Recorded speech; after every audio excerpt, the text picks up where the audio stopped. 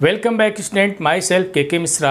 आज के वीडियो में हम लोग डिस्कस करेंगे polar form of a complex number. अगर कोई कॉम्प्लेक्स नंबर दिया गया हो तो उसका पोलर फॉर्म या पोलर रिप्रेजेंटेशन या ट्रिग्नोमेट्रिकल फॉर्म क्या होता है। Polar form means trigonometrical form.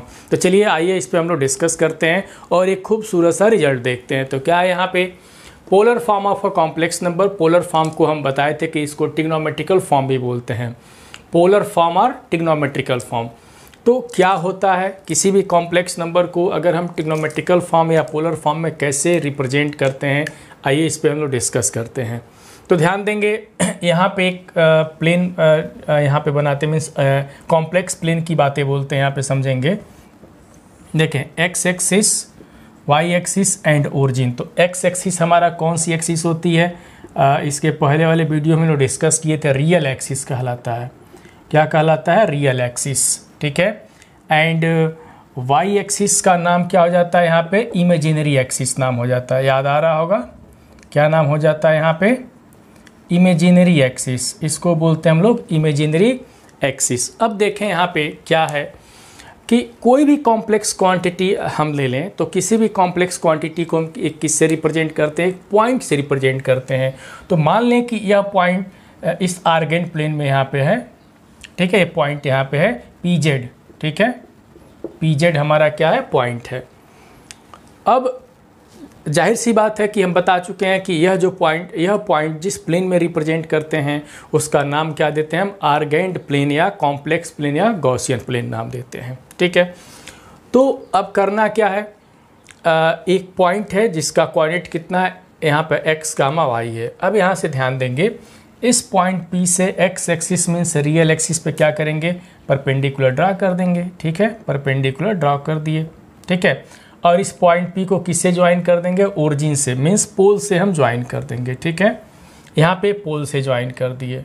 और इस एंगल को कितना मान लेते हैं? थीटा मान लेते हैं। कितना? थीटा। और इसको क्या मान लेते हैं? क्यू। अब समझेंगे यहाँ पे। अब हमको कॉम्प्लेक्स में स्टडी करना है तो P हमारा कोई पॉइंट है जो किससे लिया गया है? एक कॉम्प्लेक्स क्वांटिटी से लिया गया है। P कोई पॉइंट है जिस प्लेन में हम रिप्रेजेंट करते हैं उसका नाम क्या होता है? आर्गेंट प्लेन नाम होता है। ठीक है। अब देखें, X axis real axis and Y axis imaginary axis. इसके बारे में हम डिटेल स्टडी किए थे इसके पहले वाले वीडियो में।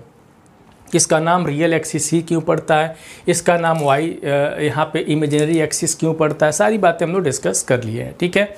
अब देखें यहाँ पे ओपी है, जो length of line segment OP की बात यहाँ पे करेंगे। हम बताए थे इसके पहले वाले वीडियो में, जब किसी भी पॉइंट को ओरिजिन से जब हम ज्वाइन कर देते हैं तो एक लाइन सेगमेंट मिलता है। तो इस लाइन सेगमेंट का जो लेंथ होता है उसको किससे डिनोट करते हैं? मॉड ऑफ जेड से। जो जेड एसी का मॉड से हम क्या कर देते हैं? उसको डिनोट करते हैं। एंड थीटा क्या कहलाता है? ये जो कॉम्प्लेक्स क्वांटिटी है इसका आर्गूमेंट कहलाता है। मीन्स आर्गूमेंट ऑफ जेड कितना है? यहाँ पे थीटा है। तो चलिए इतनी सारी बातें हम लोग यहाँ पे सीख लिए। अब हमको क्या करना है कि z equals to X plus I Y का पोलर फॉर्म देखना है। मीन्स ट्रिग्नोमेट्रिकल फॉर्म क्या होता है इसके बारे में लोग डिस्कस करना है। तो चलिए यहाँ पे हम सारी बातें लिख देते हैं। यहाँ पे क्लियरली मीन्स जो यहाँ पे length of the line segment OP।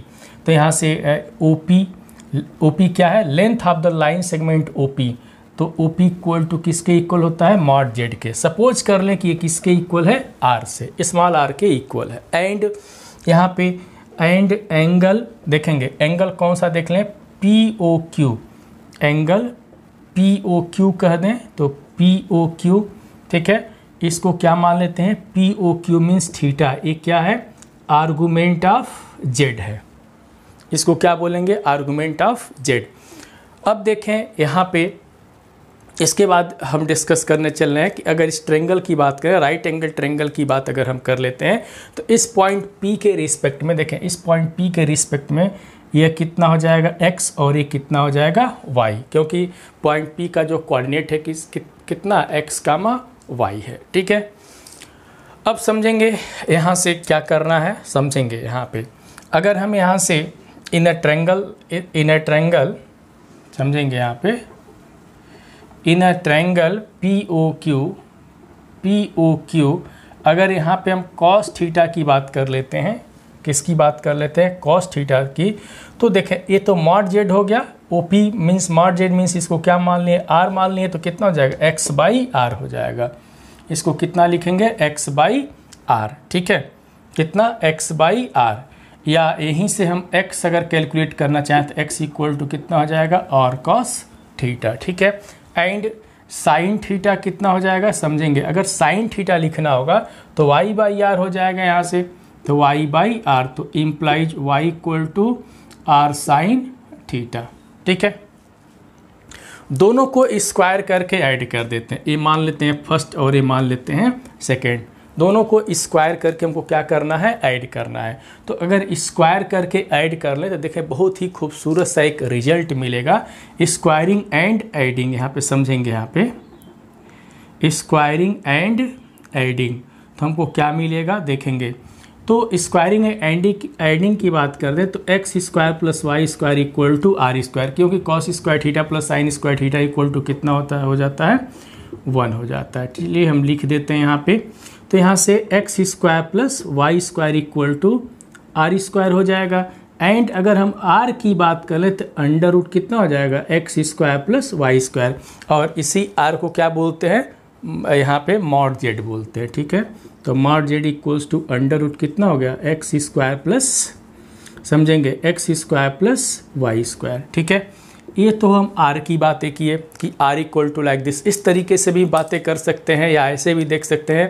ये जो मॉड जेड है मीन्स जो आर है किसके इक्वल होगा, आर की बातें अगर करें तो R equal to under root X square plus Y square, means ये राइट एंगल ट्रायंगल की बात कर लेते हैं तो उससे भी मिल जाएगा या इससे भी मिल जाएगा। चलिए अब इस बात को हम कहाँ पे रखेंगे, यहाँ पे जो z equals to X plus I Y माने हैं इसी में इसकी वैल्यू हम रखते हैं, x के जगह पे r cos theta and y की जगह पे r sin थीटा रखते हैं, ठीक है। देखते हैं हमको क्या मिलता है, तो देखें यहाँ पे, तो यहाँ पे हम रख के दिखा देते हैं, ठीक है, यहाँ पे।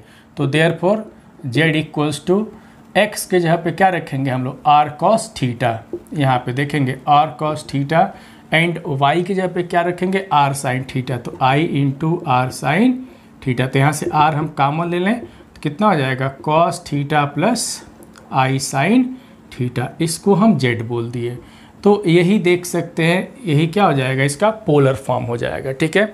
क्या हो जाएगा, पोलर फॉर्म। पोलर फॉर्म का मतलब होता है स्टूडेंट कि r और थीटा में रिलेशन, पोलर फॉर्म मीन्स जब ट्रिग्नोमेट्रिक या ट्रिग्नोमेट्रिकल की बातें आ गई तो r और थीटा में क्या रिलेशन है।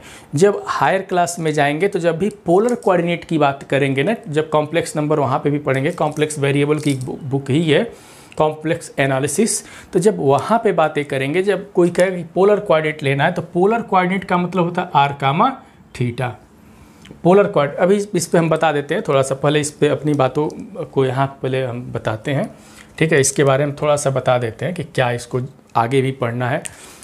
तो ये जो बॉक्स में भरे हैं यही क्या हो जाएगा, पोलर फॉर्म हो जाएगा। देखिए पोलर फॉर्म में r और थीटा का ही रिलेशन आता है, देखिए r और थीटा का रिलेशन को हम बोलते हैं पोलर फॉर्म। और जब पोलर फॉर्म की बात आती है तो समझिए कि वो कॉम्प्लेक्स नंबर की ही बात करते हैं हम लोग, ठीक है। तो इस बॉक्स वाले को याद रखना, इस बॉक्स वाले को याद रखना है, ये कॉम्प्लेक्स नंबर का कौन सा फॉर्म है, पोलर फॉर्म या ट्रिग्नोमेट्रिकल फॉर्म है, ठीक है। तो याद भी रखना है। और थीटा क्या है, जो कॉम्प्लेक्स क्वांटिटी माने उसका आर्गूमेंट है। जब हम आर्गूमेंट कह दिए तो 100% है कि डिफरेंट क्वाड्रेंट में आर्गूमेंट क्या होता है, अलग अलग होता है, ठीक है। एक बार और सुन लें कि जब हम यहाँ पे थीटा को आर्गूमेंट ऑफ जेड मान लिए, ठीक है, तो 100% है कि जो पोलर फॉर्म, जो पोलर रिप्रेजेंटेशन या ट्रिग्नोमेट्रिकल रिप्रेजेंटेशन की बात बोले हैं वो डिफरेंट क्वाड्रेंट में क्या हो जाता है, अलग अलग। क्यों, क्योंकि वो थीटा यहाँ पे डिपेंड करता है आर्गूमेंट पे कि फर्स्ट क्वाड्रेंट में आर्गूमेंट कितना होगा, सेकंड में, थर्ड में एंड फोर्थ में कितना होता है, ठीक है। तो इस बॉक्स वाले को हमको क्या करना है, याद करना है, ठीक है। अब देखें यहाँ पे इसका जनरल फॉर्म भी होता है, ठीक है, जनरल फॉर्म भी हम बता देते हैं। चलिए इसको हम मिटा देते हैं। तो इसका जनरल फॉर्म भी हम देख लेते हैं कि क्या होता है पोलर फॉर्म का जनरल, यहाँ पे जनरल फॉर्म इसका क्या होता है, जरा जनरल फॉर्म देख ले सकते हैं यहाँ पे, ठीक है। अगर हम जनरल फॉर्म की बातें कर लें देखेंगे तो याद क्या रखना है, इसको याद रखना है। और r क्या होता है, under root X square plus Y square, X square plus Y square means real parts square plus imaginary parts square, ठीक है। और थीटा क्या होता है, आर्गूमेंट होता है। चलिए थीटा की बातें यहाँ पे कर लेते हैं। यहाँ एंड देखिए इसके बाद लिख सकते हैं यहाँ पे एंड थीटा इक्वल टू क्या होता है, यहाँ पे आर्गूमेंट ऑफ जेड होता है। और ये किसके इक्वल होता है, देखें आर्गूमेंट ऑफ जेड होता है। और ये किसके इक्वल होता है, हम बता चुके हैं कि tan इनवर्स देखेंगे इमेजिनरी पार्ट्स अपॉन क्या होता है, रियल पार्ट्स ऑफ जेड होता है, ठीक है। ये सारी बातें हम लोग डिस्कशन यहाँ पे कर चुके हैं। इसके पहले वाले वीडियो में सारी बातें डिस्कशन कर ली है, हम उसी से लिखे हुए हैं। चलिए अब यहाँ पे देखिए इसका जनरल फॉर्म क्या होता है, देखेंगे जनरल फॉर्म। तो जनरल फॉर्म देख लें, पोलर फॉर्म जो यहाँ पे जो किसी भी कॉम्प्लेक्स क्वांटिटी का जो पोलर रिप्रेजेंटेशन है उसका जनरल फॉर्म क्या होता है। तो याद रखेंगे जनरल फॉर्म, समझेंगे। यहाँ पे कॉस और साइन आया है, तो कॉस और साइन का पीरियड की बातें हम बताए हैं ट्रिग्नोमेट्री में। तो कॉस और साइन का जो पीरियड होता है कितना होता है, 2 पाई होता है। कितना होता है, 2 पाई होता है इसका पीरियड। कॉस और साइन का पीरियड कितना होता है, 2 पाई होता है। तो उसके अकॉर्डिंग अगर देखा जाए तो इसका जो जनरल फॉर्म होगा वो क्या होगा, देखें R Z equals to R, और यहाँ पे लिखेंगे cos 2n pi plus theta, ठीक है, प्लस आई sine 2n pi plus theta. इसको बोलते हैं जनरल फॉर्म, ठीक है। इसको क्या बोलते हैं, जनरल फॉर्म बोलते हैं। एंड वेयर, समझेंगे यहाँ पे वेयर n की बातें यहाँ पे आया तो n बिलोंग्स टू क्या, आई मीन्स इंटीजर। n कहाँ से लिया गया है, इंटीजर से लिया गया है। इसका मतलब ये जनरल फॉर्म हो गया। तो अब अगर इसके आर्गूमेंट की हम बात करें, इसके अगर आर्गूमेंट की हम बात कर लें, ठीक है, इस केस में आर्गूमेंट की हम बात करें तो आर्गूमेंट कितना हो जाएगा, थीटा प्लस 2n पाई हो जाएगा, ठीक है। फॉर यहाँ पे एंड n बिलोंग्स टू कितना है यहाँ पे, आई। देखें इसके पहले वाले वीडियो में हम बताए थे, एक प्रिंसिपल आर्गूमेंट बताए थे और एक जनरल आर्गूमेंट बताए थे। 2 बातें हम डिस्कस किए थे। तो उसमें बेसिकली इसके पहले वाले वीडियो में हम सिर्फ और सिर्फ प्रिंसिपल आर्गूमेंट की बातें किए थे, जिसमें सिर्फ लिखे थे argument of Z equal to theta लिखे थे। जब ये बातें लिख देते हैं, देखें जब यहाँ पे बातें लिख देंगे तो यह बात, जब यह जनरल फॉर्म है, देखेंगे यह जनरल फॉर्म है तो यह आर्गूमेंट का जनरल फॉर्म है, means general form of argument, ठीक है। ये जनरल फॉर्म है। आया प्रिंसिपल आर्गूमेंट हो, हम बता चुके हैं इसके पहले में, एक कौन सा आर्गूमेंट है, जनरल आर्गूमेंट। जब जनरल आर्गूमेंट की बात आती है तो देखें यहाँ पे कैपिटल ए से इसको हम क्या करते हैं, रिप्रेजेंट करते हैं। कैपिटल ए मीन्स ये क्या दे रहा है, जनरल आर्गूमेंट दे रहा है, ठीक है। ये क्या है, जनरल आर्गूमेंट। यहाँ पे लिख देते हैं, देखेंगे यहाँ पे जनरल आर्गूमेंट, ठीक है। तो बस इतना समझना है कि general argument and principal argument में डिफरेंस क्या है। प्रिंसिपल आर्गूमेंट की जब बात करते हैं तो उसमें थीटा का जो वेरिएशन होता है, देखें वो कहाँ से कहाँ तक होता है, -पाई से लेकर के पाई तक होता है थीटा का वेरिएशन। जब हम जनरल आर्गूमेंट की बातें करेंगे तो उसमें थीटा प्लस 2n पाई उसमें हम क्या कर देते हैं, ऐड कर देते हैं, ठीक है। इसलिए इसका नाम भाई n के वजह से इसका नाम क्या होता है, जनरल आर्गूमेंट हो जाता है, ठीक है। तो रही बात, अब देखें समझेंगे, ये तो बातें हम डिस्कस कर लिए, इसका पोलर फॉर्म क्या होता है सारी बातें हम बता दिए, ठीक है। आर्गूमेंट की बातें बता दिए और जनरल आर्गूमेंट की चीज़ें हम डिस्कस कर लिए यहाँ पे। इसके पहले वाले वीडियो में प्रिंसिपल आर्गूमेंट की बातें डिस्कस किए थे। अब देखें अभी हम बोले हैं कि जब हायर क्लास में जाएंगे तो जब भी कॉम्प्लेक्स क्वांटिटी की बात किया जाता है तो उसको पोलर को अगर लिखा जाए कि इसका पोलर कोऑर्डिनेट कितना होगा। देखिए कोऑर्डिनेट का मतलब कि अगर पी एक्स कामा वाई कहीं लिखा रहे किसी भी प्लेन में, एक्स एक्सिस वाई एक्सिस, ठीक है, यह कार्टेशियन प्लेन है, तो एक्स कामा वाई अगर लिखा रहे तो इसको बोलते हैं कार्टेशियन फॉर्म। क्या बोलते हैं इसको, कार्टेशियन फॉर्म या कार्टेशियन कोऑर्डिनेट सिस्टम बोलते हैं, ठीक है। इसको बोलते हैं, समझेंगे यहाँ से, कार्टेशियन कोऑर्डिनेट सिस्टम, ठीक है, कोऑर्डिनेट इसको सिस्टम बोलते हैं।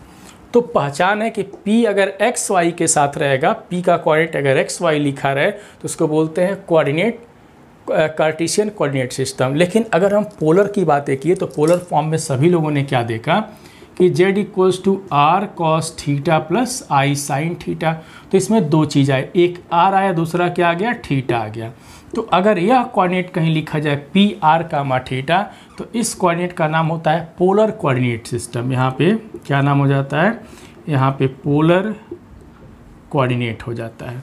जब पोलर कोऑर्डिनेट की बात आती है तो क्या लिखते हैं, आर कामा थीटा लिखते हैं। आई बात समझ में। तो और इसका मतलब क्या होता है समझेंगे, जब पोलर की बात आएगी तो ए रियल एक्सिस हो गया, ठीक है, और एक क्या हो गया, इमेजिनरी एक्सिस हो गया। सपोज कर ले एक पॉइंट पी है जिसका कोऑर्डिनेट हमारा पी जेड है, Z means x plus I Y. तो ये पोल है, ओरिजिन हमारा। जब इसको हम इससे ज्वाइन कर देते हैं तो इस पी का अगर कोऑर्डिनेट लिखना होगा तो ऐसे लिखेंगे पी आर कामा थीटा। तो यह थीटा हो जाएगा, ठीक है, यह क्या कहलाता है, थीटा। तो आर्गुमेंट, इसको आर्गुमेंट ऑफ जेड बोलते हैं, वेक्टोरियल एंगल बोलते हैं, ठीक है, और इसको बोलते हैं रेडियस वेक्टर। इसको किससे डिनोट करते हैं, आर से, ठीक है। अरे जो यहाँ पे जब कोऑर्डिनेट सिस्टम की हम बात बोले थे, जब किसी भी किसी भी कॉम्प्लेक्स की बात हम बोले थे कि कैसे रिप्रेजेंट करते हैं, तो trigonometrical form means polar form, geometrical form, and next जो बताए थे हम लोग वहाँ पे बोले थे कि इसका एक और फॉर्म होता है जिसको हम बोलते हैं यहाँ से वेक्टोरियल फॉर्म में, ठीक है, वेक्टोरियल फॉर्म में। तो वही चीज़ है मीन्स वेक्टर के फॉर्म में। तो जब भी पोलर कोऑर्डिनेट की बातें करेंगे तो इसका कोऑर्डिनेट सिस्टम कितना होता है, आर कामा थीटा होता है, जहाँ पे आर क्या होता है, रेडियस वेक्टर, एंड थीटा क्या होता है, वेक्टोरियल एंगल इसको बोलते हैं। तो ये बातें हैं हायर क्लासेस में डिस्कस करना है। खैर हम लोग 12th लेवल की ही बातें करेंगे यहाँ पे, ठीक है। अब देखें, यहाँ समझेंगे, कुछ चीज़ों को समझा जाए। यहाँ पे चीज़ों को बस समझना, थोड़ा सा ज़्यादा नहीं। देखेंगे अगर हम पोलर कोऑर्डिनेट सिस्टम की बातें कर लिए तो यह पॉइंट P कितना हो गया, आर कामा थीटा हो गया, ठीक है, आर कामा थीटा हो गया।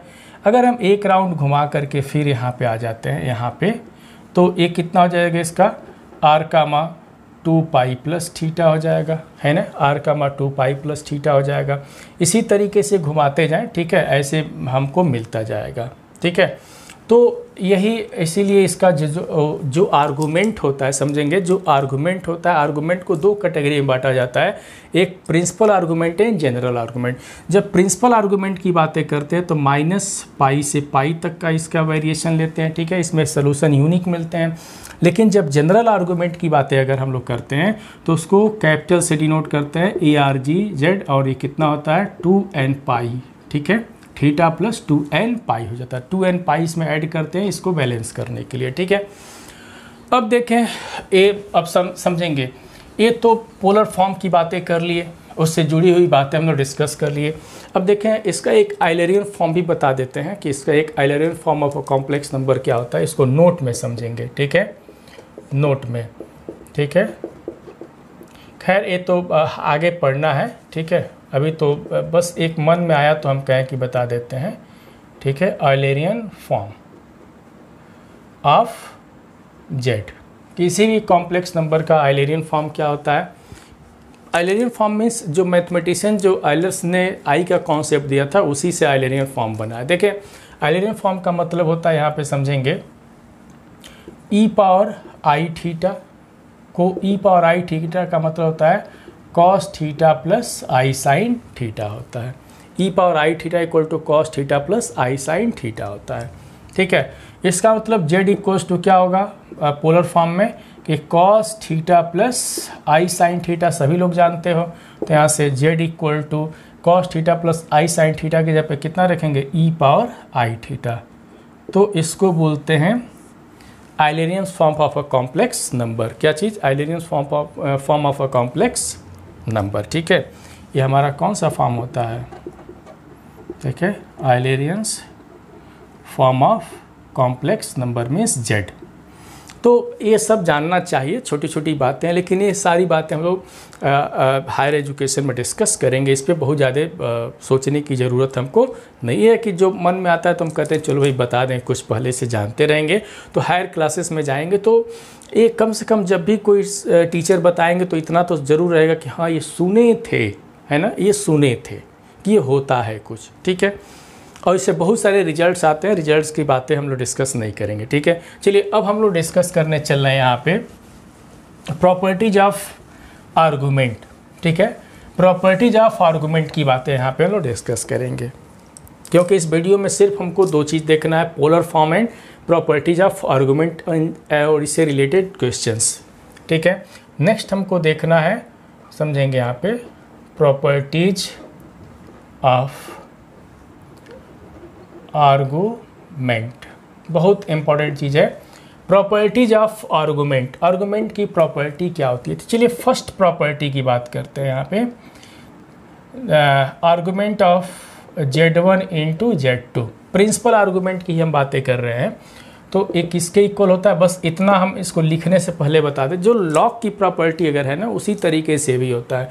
तो argument of Z1 into Z2 equal to हो जाता है, समझेंगे, argument of Z1 plus argument of Z2।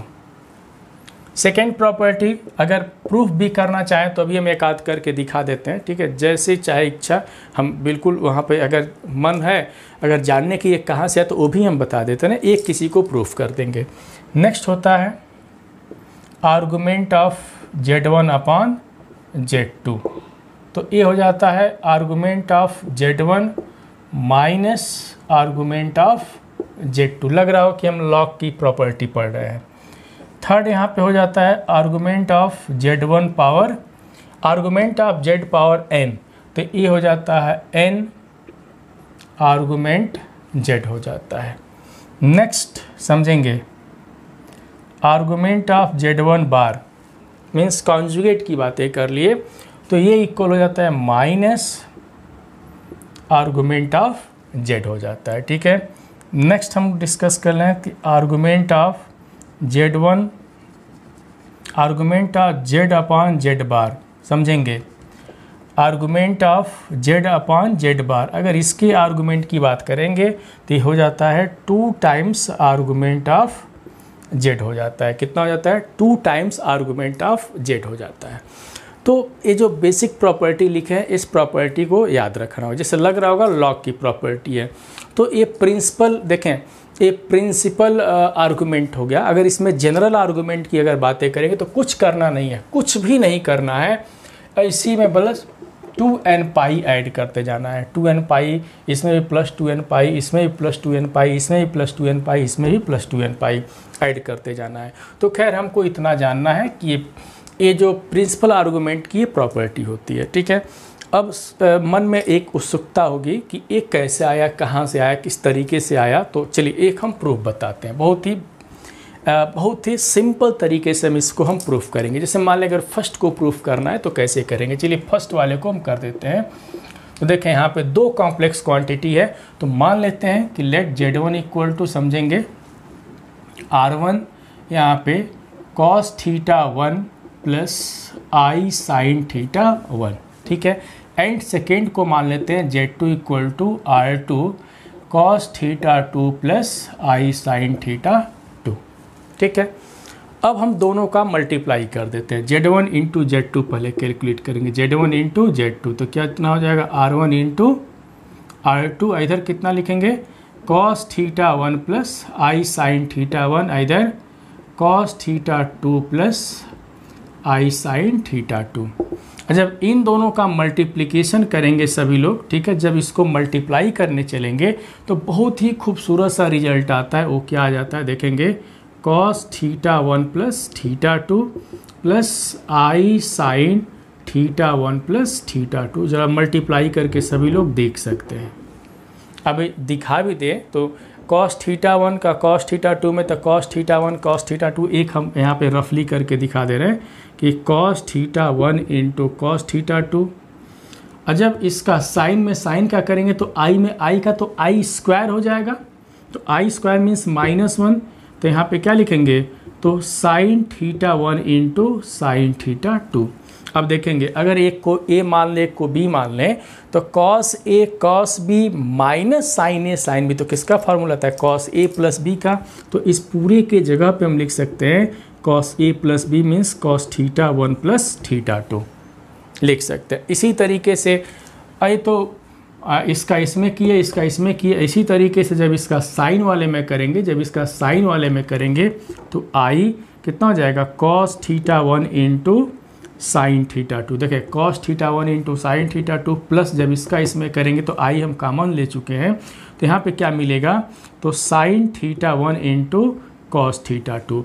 तो यहाँ पे देखें साइन ए प्लस बी का, तो sign A cos B plus cos A sign उसी फॉर्म का है। देखें sign A cos B plus cos A sine B, तो यहाँ से भी हम लिख सकते हैं कितना, साइन ए प्लस बी। तो हम इतना लिख सकते हैं। तो 100% ये बात समझ में आ गई होगी। थोड़ा सा वर्क भी कर सकते हो भाई, घर पे थोड़ा वर्क करो, हम डिटेल लिख दे रहे हैं। और ठीक है, तो अब देखें ये तो हो गया Z1 इंटू Z2 हो गया। अगर इसके आर्गूमेंट की हम बातें करते हैं, हम करते हैं, ठीक है, एक कॉम्प्लेक्स क्वांटिटी मिल गया। अगर इसके आर्गूमेंट की हम बातें करते हैं तो देखेंगे argument of Z1 into Z2 किसके इक्वल होगा, जो एंगल वाली बातें होती है कितना होगा, θ1 प्लस θ2। इसका आर्गूमेंट कितना हो जाएगा, θ1 प्लस θ2। अब θ1 अब देखा जाए, अगर Z1 का आर्गूमेंट देखा जाए, देखेंगे θ1 क्या है, Z1 का आर्गूमेंट ऑफ Z1 कितना है, θ1। इसका मतलब θ1 के जगह पे क्या लिख देंगे, आर्गूमेंट ऑफ Z1 प्लस 2 θ2। तो इसका आर्गूमेंट कितना हो जाएगा, अगर हम Z1 का आर्गूमेंट लिखना चाहें यहीं पे, ठीक है, Z1 का, तो आर्गूमेंट ऑफ Z1 किसके इक्वल होगा, θ1 के। एंड आर्गूमेंट ऑफ Z2 ये किसके इक्वल होगा, तो θ2 के।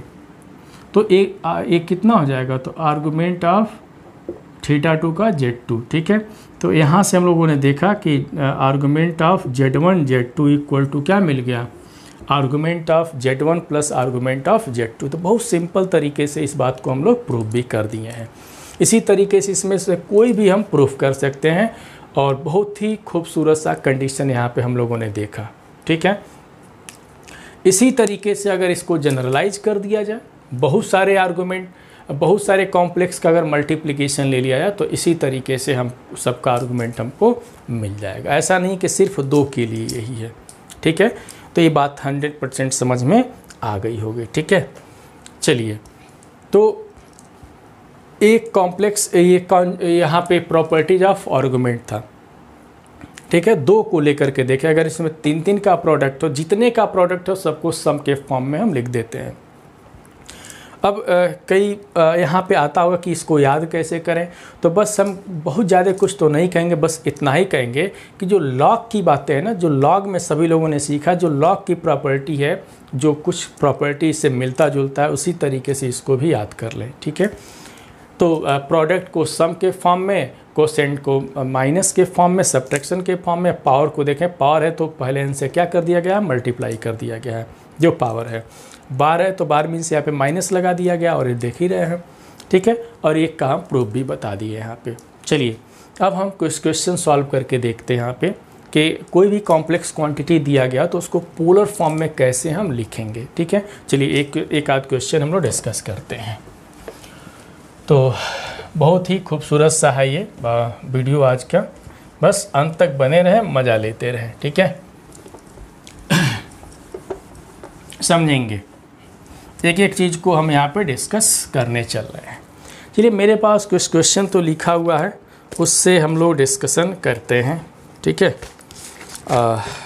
चलिए, एक आध क्वेश्चन हम लोग डिस्कस करेंगे। बहुत ही बेहतरीन तरीके का क्वेश्चन है। जैसे क्वेश्चन कह रहा है कि इसको पोलर फॉर्म में चेंज करना है। हमारा क्वेश्चन है चेंज इन पोलर फॉर्म, ठीक है, change in polar form means trigonometrical form, ठीक है। चलिए, एक सिंपल सा हम क्वेश्चन उठाते हैं, इसको पोलर फॉर्म में कैसे चेंज करते हैं देखा जाए। क्वेश्चन है, यहाँ पे ज़रा ध्यान देंगे कि 2 + 6 √3i अपॉन 5 + √3i है, ठीक है। चलिए, ध्यान देना है, इसको हम कितना मान के चल रहे हैं, z मान के चल रहे हैं। देखिए, क्वेश्चन सॉल्व करने से पहले इससे रिलेटेड कुछ बातें हम बता दें कि जब भी पोलर पोलर फॉर्म की अगर बात आती है तो हमेशा याद रखना कि A+IV फॉर्म का होना चाहिए।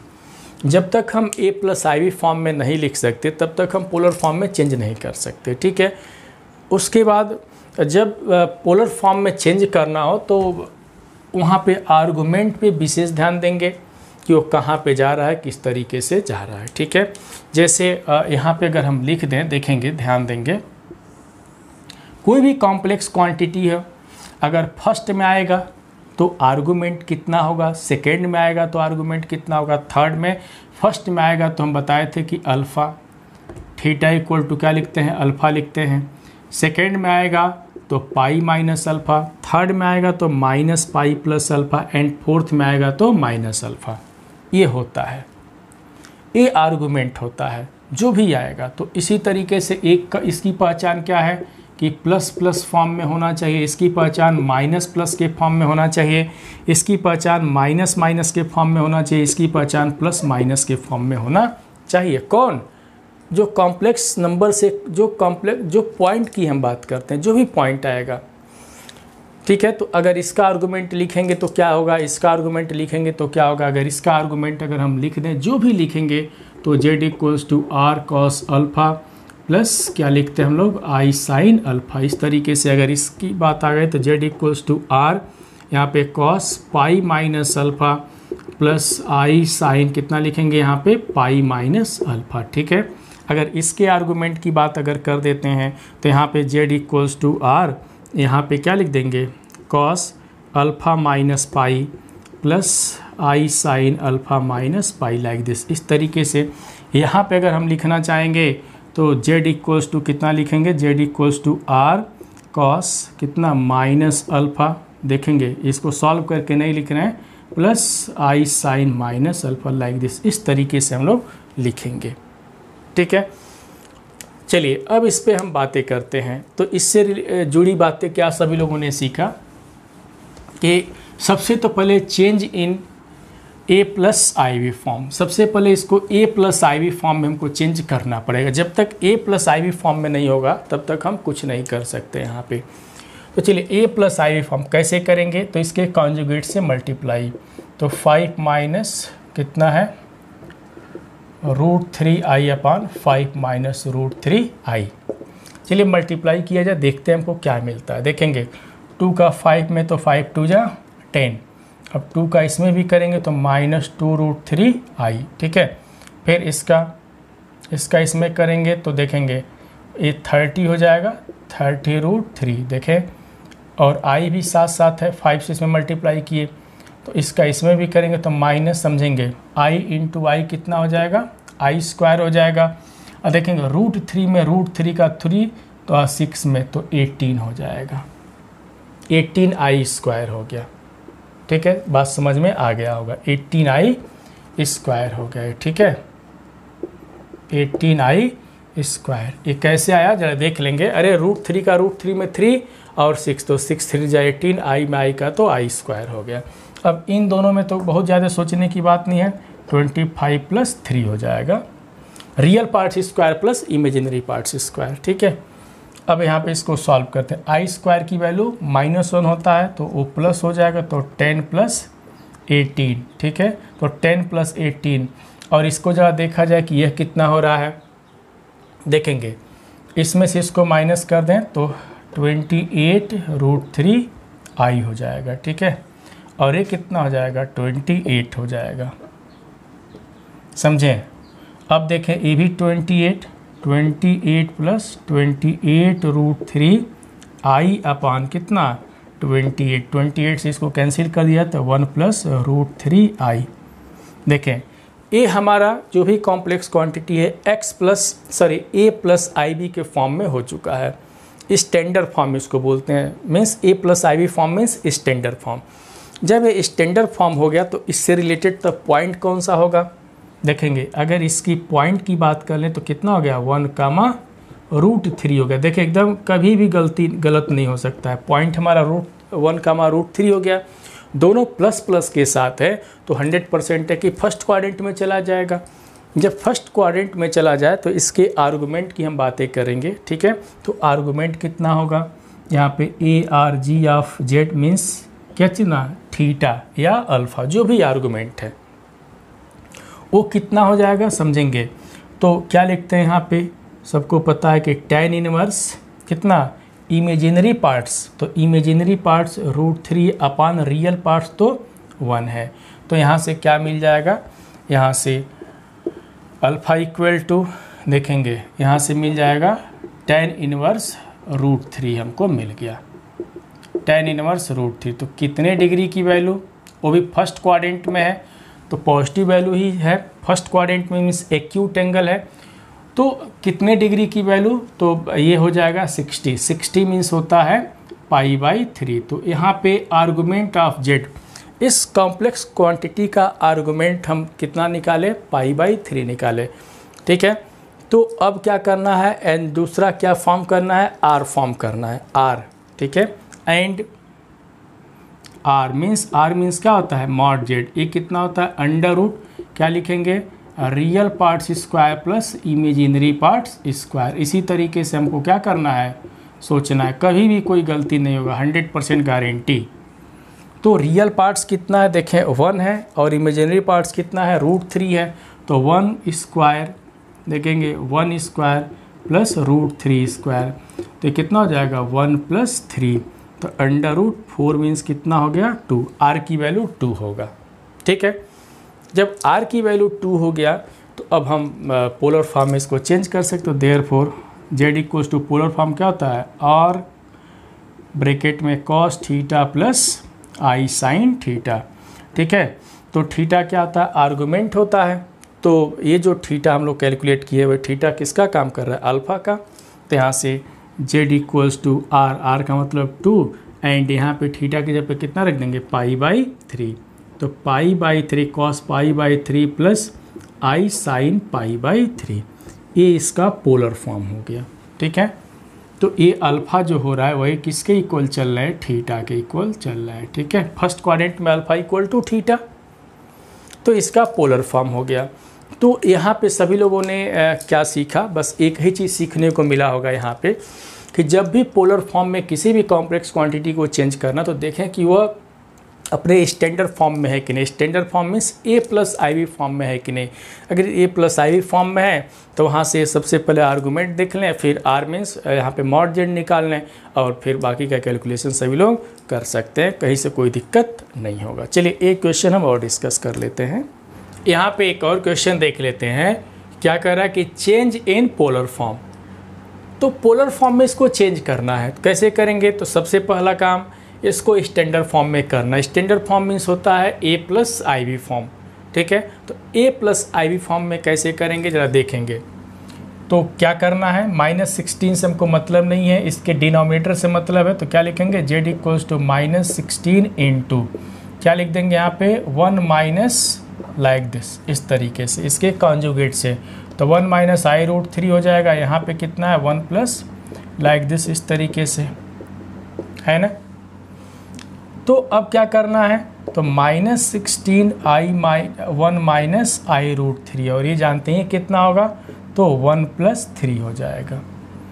मीन्स यहाँ पे -16 1 - i√3 बाई कितना लिखेंगे 4, तो कैंसिल, तो -4 हो जाएगा, ब्रैकेट में 1 - i√3, -4 से मल्टीप्लाई कर दिया तो -4, ठीक है, और प्लस यहाँ पे 4√3i, ये हो गया z। तो एक कॉम्प्लेक्स क्वांटिटी a+iv के फॉर्म में आ गया। इसका मतलब अगर इसको हम पॉइंट से देखना चाहें, ठीक है, अगर हम पॉइंट लिखना चाहें तो पॉइंट क्या लिख देंगे यहाँ पे -4, 4√3। ये पॉइंट देखने में क्या लग रहा है कि किस क्वाड्रेंट में जा रहा है, तो सेकेंड में। तो जब सेकेंड में चला गया तो सेकेंड की आर्गूमेंट की बातें करेंगे। सबसे पहले यहाँ पे क्या कर लें, यहाँ पे पहले इसका मैग्नीट्यूड फाइंड कर लिया जाए, ठीक है। तो मॉड जेड मीन्स आर कितना होगा, under root real parts square plus imaginary parts square. तो रियल पार्ट देख ही रहे हैं, -4 का स्क्वायर 16, प्लस जब इसको सॉल्व करने चलेंगे इसका स्क्वायर, तो 16 × 3 कितना हो जाएगा 48 हो जाएगा, ठीक है।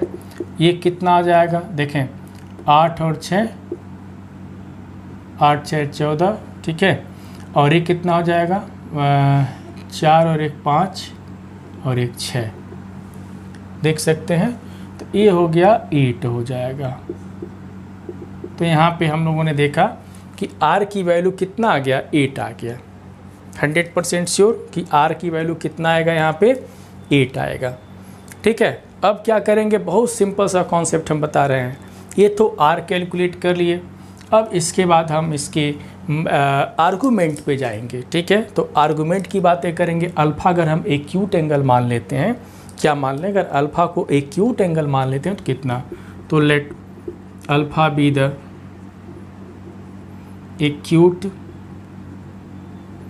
एंगल, देन तो अल्फ़ा इक्वल टू कितना लिखेंगे, tan इनवर्स समझेंगे real imaginary parts upon real parts, ठीक है। तो क्या हो जाएगा, तो tan इनवर्स समझेंगे इमेजिनरी पार्ट्स कितना है यहाँ पे, तो 4√3, ठीक है। और रियल पार्ट्स कितना है, तो -4 है। तो इसका मतलब कि tan इनवर्स -√3। अब ये एक्यूट एंगल हम ले रहे हैं, तो यहाँ पे इसकी वैल्यू क्या कंसीडर करना है, absolute value means positive value consider करना है।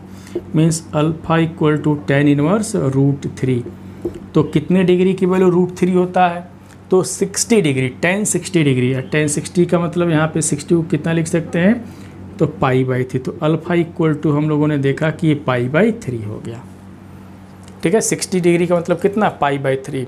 अब यहाँ पे देखना है कि यह जो पॉइंट है सेकेंड क्वाड्रेंट में लाई कर रहा है। तो सिंस यहाँ पे समझेंगे, since the point P -4, 4√3 lies in second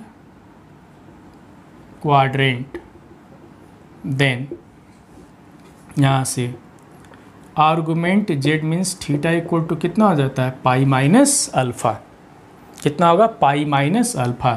तो कितना हो जाएगा, थीटा इक्वल टू π-α कितना आया, तो π/3 आ गया है। तो कितना लिख सकते हैं, 2π/3। तो इसका तो पोलर फॉर्म लिख लिया जाए, r और थीटा का रिलेशन। तो therefore z equals to r cos theta plus i sin theta. तो z इक्वल्स टू r कितना आ गया, 8 आया है। देखिए r कितना आया, 8। और यहाँ पे क्या लिखेंगे, cos 2π/3 प्लस i sin 2π/3, ठीक है। तो बहुत ही इंटरेस्टिंग क्वेश्चन यहाँ पे हम लोग डिस्कस किए। एक क्वेश्चन लिखा गया, वही काम करना है पोलर फॉर्म में। 1 + 7i अपान कितना है, 2 - i होल स्क्वायर है, ठीक है। चलिए इसको पोलर फॉर्म में चेंज करना है, कैसे करेंगे ध्यान देंगे। सबसे तो पहले देखें कि स्टैंडर्ड फॉर्म में है कि नहीं। तो स्टैंडर्ड फॉर्म में नहीं है, standard form means a + iv form में नहीं है।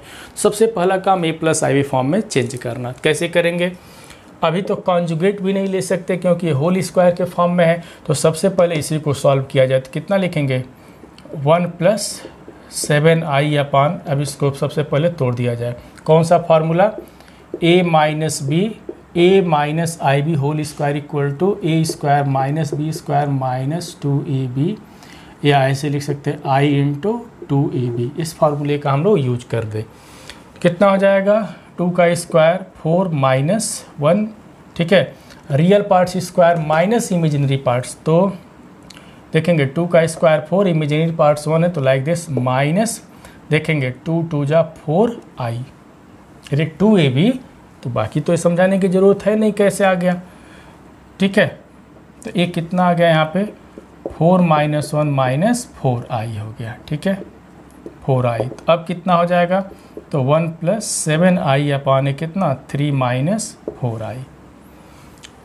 अब इसके कॉन्जुगेट से मल्टीप्लाई किया जाए तो 3 + 4i अपान 3 + 4i। चलिए इसको सॉल्व करते हैं, देखते हैं कितना आता है। तो 3 + 4i हो गया 1 से मल्टीप्लाई करने के बाद, प्लस देखें ये 21i प्लस कितना 28, 7 × 28 28, और i का i² में करेंगे, ठीक है।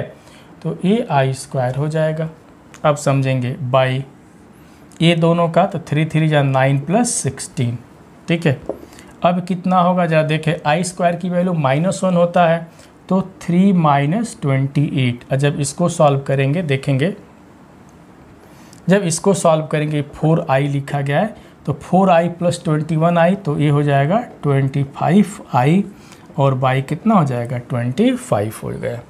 अब देखें ये हो जाएगा -25 + 25i/25, this is equal to किसके इक्वल, देखें 25 कॉमन ले लेंगे, कैंसिल हो गया तो -1 + i के फॉर्म में आ गया, देखें ना।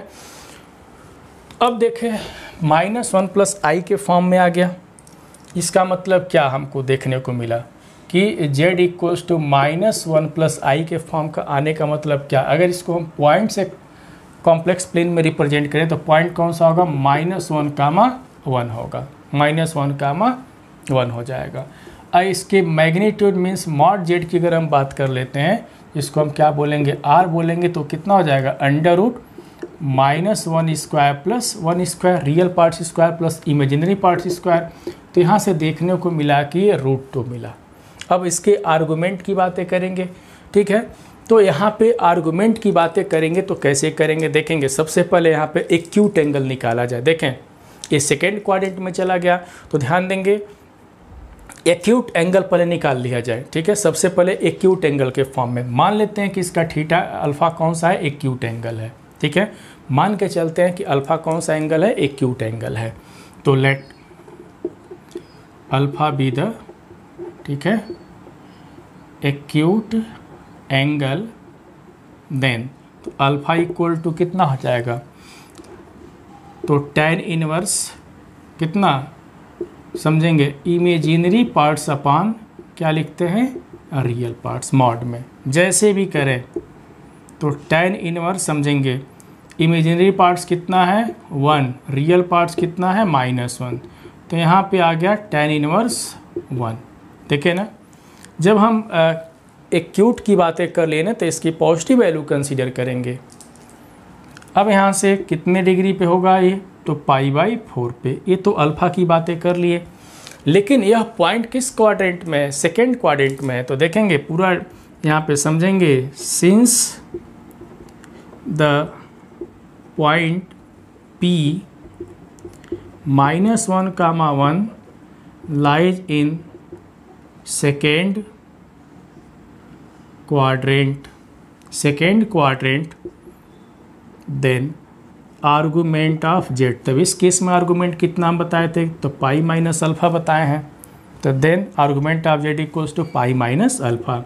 तो पाई माइनस अल्फ़ा कितना आ गया, π/4 आ गया, तो कितना हो जाएगा 3π/4 आ गया।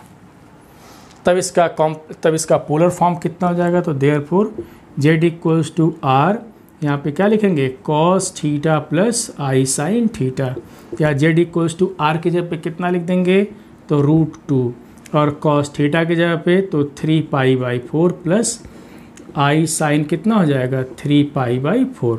तो इस तरीके से देख रहे हैं ना, बहुत सिंपल तरीके से हम लोग क्वेश्चन डिस्कस कर रहे हैं, एकदम सिंपल तरीके से। देखें जब बहुत ज़्यादा प्रैक्टिस हो जाए तो ये सब लिखने की ज़रूरत नहीं है, ये पहले ही पता चल जाएगा कि भैया सेकेंड क्वाड्रेंट में है, ठीक है। जब सेकेंड क्वाड्रेंट में है तो सेकेंड क्वाड्रेंट का आर्गूमेंट लिख लो और अल्फ़ा कितना आ रहा है कैलकुलेट कर लो, डायरेक्ट कर सकते हो। मुश्किल से 10 सेकेंड लगेंगे इसको सॉल्व करने में, ठीक है। अगर इसको पोलर फॉर्म में अगर करना हो तो मुश्किल से 10 सेकेंड में इसका पोलर फॉर्म में हम चेंज कर सकते हैं बिना कुछ लिखे, ठीक है। लेकिन सभी लोग पहले सीखें, धीरे धीरे चीज़ों को सीखें, जब सीख लेंगे तो सारी चीज़ें समझ में आ जाएंगी, उसके बाद सभी लोग डायरेक्ट कर सकते हैं। चलिए एक क्वेश्चन और डिस्कस करते हैं, यहाँ पे बहुत ही बेहतरीन तरीके का क्वेश्चन है, उसको भी हम लोग डिस्कस करते हैं। चलिए इसको पहले नोट कर लीजिए, ठीक है। हाँ तो चलिए आगे बढ़ते हैं।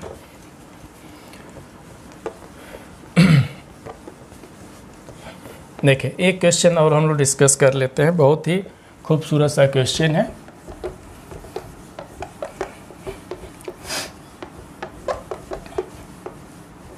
चलिए एक क्वेश्चन और हम लोग डिस्कस करते हैं। तो क्या है क्वेश्चन, कुछ बहुत ही बेहतरीन क्वेश्चन है, ये लिखा गया है, समझेंगे। कह रहा है कि i-1 upon cos π/3 + I sine pi by 3, इसका भी पोलर फॉर्म में चेंज करना है। कैसे सभी लोग कह रहे थे, तो पोलर फॉर्म में कॉस और साइन तो है ही है, तो नहीं है ना, ऊपर देखे नहीं है, इसको भी पोलर फॉर्म में चेंज करना। तो कैसे चेंज करेंगे ज़रा ध्यान दिया जाए। z equals to I minus 1 upon, पहले इसको सॉल्व करेंगे। कॉस पाई बाई 3 कितने डिग्री की वैल्यू, कॉस पाई बाई 3 कितना होता है, पाई बाई 3 का मतलब कि यहाँ पे पाई बाई 3 की अगर बात करें तो 60 डिग्री, और कॉस 60 डिग्री किसके इक्वल होता है जानना जरूरी है, तो 1/2 के, और साइन 60 कितना होता है, तो √3/2 के। ठीक है, इसको चलिए सॉल्व कर लेते हैं। तो सॉल्व कर लेंगे तो 2 ऊपर चल जाएगा, तो आई माइनस 1 अपान ए कितना हो जाएगा, 1 + 2 1 + √3i हो गया। ठीक है, सिंपल सा कैलकुलेशन, इसमें कहाँ कोई दम है। अब क्या करेंगे, सबसे तो पहले इसको change standard form means a + ib form, तो इसमें हम मल्टीप्लाई करेंगे तो देखेंगे, तो 1 - √3i अपान 1 - √3। ठीक है, तब यहाँ पे देखेंगे, सबसे पहले तो इसको सॉल्व कर लेते हैं। 2 इसका यहाँ पे देखेंगे 2 और 1 i का इसमें, तो i। ठीक है, जब इसमें करेंगे तो -√3i² हो गया।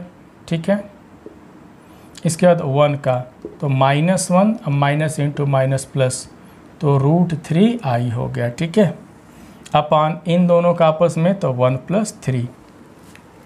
ठीक है, अब जरा देखा जाए इसको, इसके बाद i² की वैल्यू कितनी होती है, -1 होती है, तो i तो प्लस कितना हो जाएगा, √3 हो जाएगा।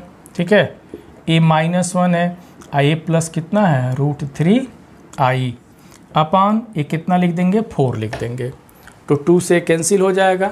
समझें, चीज़ों को समझें। यहाँ पे एक लाइन यहीं पे और लिख देते हैं, तो देखेंगे या तो अलग लिख ले यहाँ पे, तो √3 - 1 प्लस इसमें से हम i कॉमन ले लेते हैं, तो √3 + 1 हो जाएगा। अब y कितना लिखेंगे, 2 लिख देंगे, यही ना, अरे इसे कैंसिल। तो z इक्वल्स टू, इसको ऐसे भी लिख सकते हैं, √3 - 1/2 प्लस i √3 + 1/2। देखें ये कौन सा फॉर्म में हो गया, देखें यहाँ पे change in a + ib form में स्टैंडर्ड फॉर्म में हो गया, real parts plus i times imaginary parts में हो गया कि नहीं, है बहुत ही आसान हुआ यहाँ पे। अब क्या करना है, सबसे पहले पॉइंट की बातें करेंगे कि ये सेकेंड क्वाड्रेंट में होगा कि थर्ड में होगा कि फर्स्ट में होगा, मीन्स कौन सा क्वाड्रेंट आएगा। यहाँ पे तो पहले आता था कि एक सिंबल, चलो एक माइनस प्लस में आ जाता तो हम बता देते, यहाँ पे तो ऐसे लिखा गया है। कैसे कहेंगे कि ये वैल्यू पॉजिटिव होगी कि निगेटिव होगी, ये वैल्यू पॉजिटिव होगी कि निगेटिव होगी, तो सब कुछ हम बताएंगे, ज़रा समझें। सबसे तो पहले ये जाने कि √3 - 1/2 एक ग्रेटर देन 0 होगा कि लेस देन 0 होगा। इसी तरीके से इसको भी जानना है, तो ये तो भैया 100% है कि √3 + 1 है तो /2 है, तो ये तो 100% है कि ये ग्रेटर देन 0 ही होगा। बट इसमें सोचना है -1 है, तो इस पे ग्रेटर देन 0 होगा कि लेस देन 0 होगा, तो समझा जाए। तो कैसे समझेंगे, तो पहले तो ये जाने कि √3 की वैल्यू कितनी होती है, तो 100% है कि √3 की वैल्यू 1 से ग्रेटर ही होगा, जो भी होगा 1 से ग्रेटर होगा, मीन्स 1.732 होगा, ये 1 से ग्रेटर हो गया। अगर इसमें से -1 कर दें, मीन्स 1 को माइनस कर दिया जाए, तभी भी देख लेंगे कि 0 पॉइंट कितना आ रहा है, 732 आएगा। और जब इसको 2 से डिवाइड करेंगे तो ज़रा देखेंगे जो भी आएगी इसकी वैल्यू, वो ग्रेटर देन 0, क्योंकि इसके माइनस तो लगा नहीं है, तो 100% है कि ये ग्रेटर देन 0 ही होगा, मीन्स एक पॉजिटिव क्वांटिटी आएगी, और ये तो ऑलवेज पॉजिटिव है। तो इसका मतलब है कि क्लियरली यहाँ से हम लोगों ने क्या देखा, एक कौन सा पार्ट्स है, रियल पार्ट्स है, तो यहाँ से रियल पार्ट्स ऑफ z भी ग्रेटर देन 0 हो गया, इमेजिनरी पार्ट्स ऑफ z भी क्या हो गया, ग्रेटर देन 0 हो गया। यहाँ से 100% है, ठीक है, clearly real parts of z is greater than 0 and imaginary parts of z is also greater than 0। इसका मतलब कि यह जो कॉम्प्लेक्स क्वांटिटी है, इसको पॉइंट में अगर लिखा जाए तो किस में लाई कर रहा है, फर्स्ट क्वाड्रेंट में लाई करेगा। किस में लाई करेगा, फर्स्ट क्वाड्रेंट में लाई कर रहा है। इसका मतलब कि देयरफॉर p √3 -1/2, ठीक है, and like this lies in कहाँ पे, फर्स्ट क्वाड्रेंट, फर्स्ट क्वाड्रेंट में लाई कर रहा है, 100% है। जब फर्स्ट क्वाड्रेंट में लाई किया तो बहुत आसान है। अब यहाँ पे सबसे पहले हमको क्या फाइंड करना है, यहाँ पे सबसे पहले हम लोग फाइंड करते हैं, यहाँ पे इसका मैग्नीट्यूड फाइंड कर लेते हैं, मीन्स आर फाइंड कर लेते हैं। आर कितना होगा, तो मॉड जेड लाइक दिस, तो अंडर रूट इसका स्क्वायर प्लस इसका स्क्वायर लिखेंगे, तो √3 - 1/2 whole square plus √3 + 1/2 whole square लिख देंगे। या देखें कि कितना आता है, देखेंगे समझेंगे। ये तो 1/2 हम बाहर निकाल देते हैं, कैसे बाहर निकलेगा, अरे भैया 1/4, यहाँ पे भी 1/4 तो बाहर ले सकते हैं, तो 1/2। अब जो अंदर बच रहा है तो √3 का स्क्वायर समझे, √3 का स्क्वायर 3 और ये -2√3, तो ये +2√3। ये बहुत ज़्यादा सोचने की ज़रूरत नहीं है, इससे यह कैंसिल। अब देखें 4 और +4 कितना हो जाएगा, 8 हो जाएगा, तो 1/2 √8, ठीक है। या इसको फाइनली अगर हम सॉल्व कर देते हैं तो 1/2 इंटू कितना आ जाएगा, 2√2, तो इससे कैंसिल, तो √2 हो गया। तो ए आर की वैल्यू आ गया, ए √2 हो गया। चाहे तो 1/2 को बाहर निकालें या तो इसके अंदर ही रहने दें, तभी कोई दिक्कत नहीं है, ठीक है। ये तो आर की वैल्यू आ गया √2। अब यहाँ से हमको क्या फाइंड करना है, आर्गुमेंट फाइंड करना है कि वो थीटा कितना होगा। तो इसको कैसे करेंगे ज़रा ध्यान दें। अगर हम थीटा कैलकुलेट करना है 9, अब यहाँ से क्या कैलकुलेट करना है, argument of Z means alpha, argument of Z means theta equal to alpha, जो भी लिखना हो। तो ये कितना हो जाएगा, तो tan इनवर्स समझेंगे। जब ये फर्स्ट क्वाड्रेंट में आ गया तो बहुत सिंपल सी बात है, tan इनवर्स इसका imaginary parts upon real parts. तो इमेजिनरी पार्ट्स कितना है समझेंगे कि √3 + 1, अब /2 दोनों में आएगा तो कैंसिल हो जाएगा, तो √3 - 1। तो tan इनवर्स √3 + 1 अपॉन कितना आ गया, √3 - 1। इसको जरा कुछ किया जाए समझेंगे, तो अब हमको जगह चाहिए तो इसको हम मिटा देते हैं, ठीक है। इसके बाद का वर्क जरा देखा जाए कि कैसे करेंगे। बहुत सिंपल सा कॉन्सेप्ट है, बिल्कुल घबराने की ज़रूरत हमको नहीं है। तो यहाँ से देखेंगे तो थीटा इक्वल टू अल्फ़ा और कितना आ गया, तो tan इनवर्स √3 से देखें कामन है तो 1 यहाँ पे इस तरीके से लिख सकते हैं, यहाँ पे भी 1 - 1/, इस तरीके से हम लिख सकते हैं। √3 से हम न्यूमरेटर और डिनोमिनेटर क्या कर दिए, डिवाइड कर दिए। जरा इसको क्या लिख सकते हैं, ऐसे समझें कि इसको कितना लिख सकते हैं, तो tan इनवर्स देखेंगे 1 को कितना लिख सकते हैं tan के फॉर्म में, तो π/4, और इसको भी tan के फॉर्म में, तो देखेंगे कितने डिग्री की वैल्यू 1/√3 होता है, तो 30 मीन्स होता है π/6, ठीक है। इसको 1 - tan π/4 इंटू tan π/6, ये सेटिंग है। अब देखेंगे यहाँ पे क्या मिल जाएगा, तो tan इनवर्स इसको हम लिख सकते हैं कि tan a + b, तो π/4 + π/6। चीज़ों को क्या करना है यहाँ पे समझना है। यहाँ पे tan इनवर्स, tan इसको जरा सॉल्व कर लिया जाए, कितना हो जाएगा, अगर एलसीएम से सॉल्व करते हैं तो इसका एलसीएम तो हो जाएगा नीचे 12, तो 2 + 3 5π/12 हो जाएगा। देखें ना, ये 5π/12 हो गया।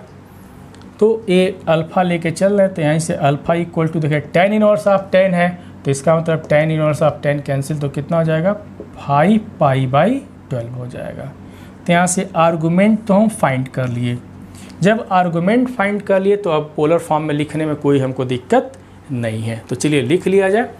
तो चलिए इसका पोलर फॉर्म कितना होगा तब, तो therefore z equals to r cos theta plus i sin theta. तो z इक्वल्स टू r के जगह पे क्या रख देंगे, √2, तो √2, एंड cos थीटा के जगह पे तो 5π/12 प्लस i sin 5π/12, यही हमारा रिजल्ट हो जाएगा। देखिए ना, तो बहुत सिंपल तरीके से हम लोग यहाँ पे डिस्कशन किए हैं। अब देखें स्टूडेंट, कोई भी क्वेश्चन अगर इस तरीके से दिखाई दे कि पोलर फॉर्म में चेंज करो, तो हम हर तरीके के क्वेश्चन डिस्कस किए। इसमें क्या देखें कि सबसे पहले इसको स्टैंडर्ड फॉर्म में करना है, a+ib के फॉर्म में करना है। फिर इसके आर्गूमेंट के बारे में सोचेंगे कि आर्गूमेंट किस पे डिपेंड करेगा, कि वो किस क्वाड्रेंट में लाई कर रहा है। तो डिफरेंट क्वाड्रेंट का आर्गूमेंट क्या होता है, डिफरेंट होता है, ठीक है। तो उस पर विशेष ध्यान देंगे। जब सब कुछ हो जाएगा तो उसके बाद हम पोलर फॉर्म में चेंज कर सकते हैं, ठीक है। तो आज का वीडियो कैसा लगा सभी लोग कमेंट करके हमको ज़रूर बताएंगे। फिर मिलते हैं एक नए वीडियो के साथ। सभी लोग अपना ध्यान देंगे। जय हिंद।